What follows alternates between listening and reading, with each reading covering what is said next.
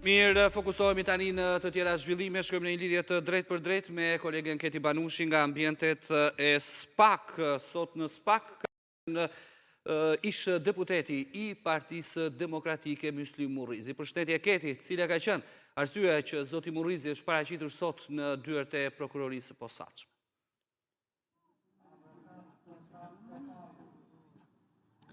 Përshëndetje Nertil, në fakt zoti Murrizi ka qëndruar vetëm 25 minuta në ambientet e prokurorisë së posaçme, fillimisht të paktën nga ajo që tha në momentet e para nuk e dinte se për çfarë ishte thirrur, por pasi doli që andej, ai deklaroi që ishte thirrur në lidhje me një kallëzim që ai ka bërë në prokurorinë e posaçme dhe nga ajo që tha dhe jashtë kamerave bëhet fjalë për një kallëzim që ai ka bërë në lidhje me tenderat e uniformës së policisë së shtetit, një kallëzim i bërë në vitin 2020. Megjithatë, mbetet për të verifikuar në fakt nëse ishte kjo arsyeja e thirrjes së zotit Murrizi në ambientet e prokurorisë së posaçme. Gjithsesi, kjo ishte të paktën informacioni që ai dha, por është një kallëzim që ai ka bërë në atë kohë, por ka patur dhe kallëzime të tjera që janë bërë nga ana e tij dhe në fakt në praktikën e bërë nga prokuroria e posaçme, fillimisht thirrën kallëzuesit dhe më pas thirrën dhe personat e tjerë nëse gjithmonë është regjistruar vepra penale. Pra mbetet për të verifikuar zyrtarisht, pasi deri në këtë momente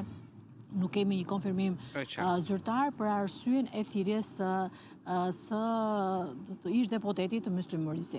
Faleminderit Keti, ndikim shkurtimisht çfarë ka thënë dhe vetë zoti Murrizi pas daljes nga ambientet e prokurorisë së posaçme.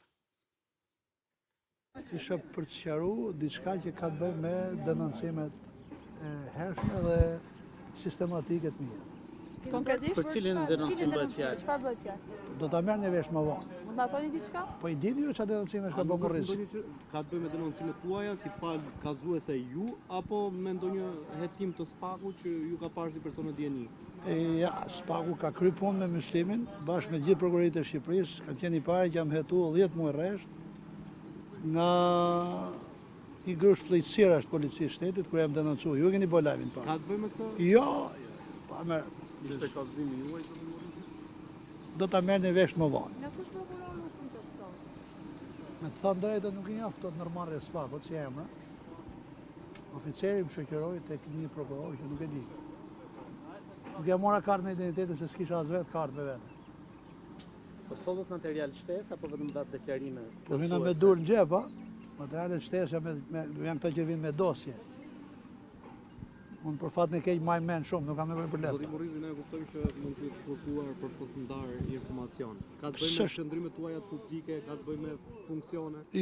Jo, qëndrimet publike nuk ka SPAK që mi nalon mu, janë qëndrimet publike, politike, do të vazhdoj të bëj prapë, ato që di unë. I dini dhe ju, po nështë s'ja mori shumë konsiderat. Si thirrur apo si person që ka dhënë? Si i nga 3.800.000 votuesi dhe i nga 5 milion shqiptarët. Po jo të gjithë mund të shkojnë në SPAK. Po edhe çudi që të shkojnë gjithë nuk është. Mani me në krajën kur thirri Bektashin 250 katunarët, ka korë fshati me ato këmbaje, mani men? I fshat e maroj kraja. Kështu që avash, besoj që do të vinë dhe fshatra tjera. Për çfarë fshati bëhet fjalë sot? Pyesni krajën kur dali kraja.